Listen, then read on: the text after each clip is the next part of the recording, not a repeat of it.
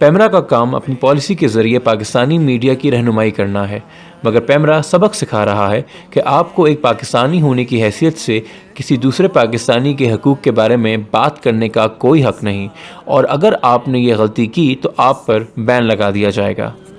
اس سے کوئی فرق نہیں پڑتا کہ چاہے وہ پاکستانی ہمارا پہلا وزیر خارجہ چودھری ظفر اللہ خان ہی کیوں نہ ہو، چاہے یہ وہی ظفر اللہ خان کیوں نہ ہو جن کو قرارداد پاکستان کا مصنف بھی کہا جاتا ہے۔ جی ہاں، وہی تاریخی مسودہ جس کی منظوری کی خوشی میں ہم آج تک 23 مارچ مناتے ہیں۔ اس سے بھی کوئی فرق نہیں پڑتا کہ اسی ظفر اللہ خان نے پہلی بار اقوام متحدہ میں فلسطین کا مضبوط مقدمہ پیش کیا تھا۔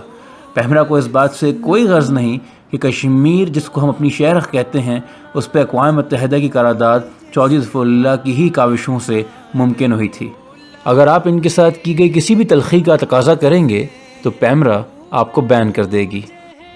پیمرا کو ہرگز گوارا نہیں کہ آپ کسی دوسرے پاکستانی کے ساتھ ہوئی زیادتیوں پہ بات کریں، پھر چاہے وہ پوری دنیا میں پاکستان کا نام روشن کرنے والا عظیم سائنسدان ڈاکٹر عبدالسلام ہی کیوں نہ ہو۔ تو کیا ہوا اگر انہوں نے پاکستانی قوم کے لیے اس کا پہلا نوبل اعزاز حاصل کیا؟ تو کیا ہوا اگر عبدالسلام نے پاکستان کے اسپیس پروگرام سپارکو کی بنیاد رکھی اور ساتھ ساتھ پاکستان کو ایک ایٹمی طاقت بنانے میں اہم کردار ادا کیا؟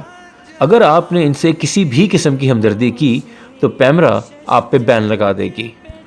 شاید پیمرا ملک کے محافظوں کے لیے رعایت کر دیتی، مگر پیمرا بھی جی بھر کے ڈھیٹ ہے۔ آپ بھلے پاکستان کے پہلے air chief of staff air marshal Zafar Khan ہوں جو 3 اسٹار جنرل بنے اور پاک فضائیہ کی کمانڈ سنبھالی، یا چاہے آپ وہ کیفر بھٹی ہوں جو پاکستان کے دفاع کے لیے طالبان سے لڑتا ہوا تیرا ویلی میں شہید ہو گیا۔ اگر ہم نے اس بات کا ذکر کیا کہ آپ کو صرف طالبان سے نہیں بلکہ پاکستان کے عوام کے کچھ شدت پسند عناصر سے بھی خطرہ تھا، تو پیمرا یہ سچ برداشت نہیں کرے گی اور اس کو ریٹنگ کی جنگ قرار دیتے ہوئے آپ پہ بین لگا دے گی۔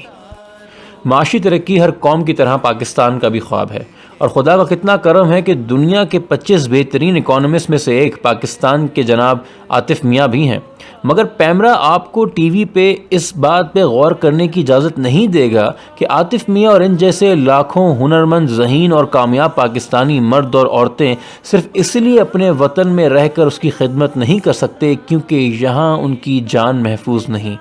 کہ یہاں انہیں دھتکارا جاتا ہے، ڈرایا جاتا ہے، دھمکایا جاتا ہے اور تعصب کا شکار بنایا جاتا ہے صرف ان کے عقیدے کی بنیاد پر۔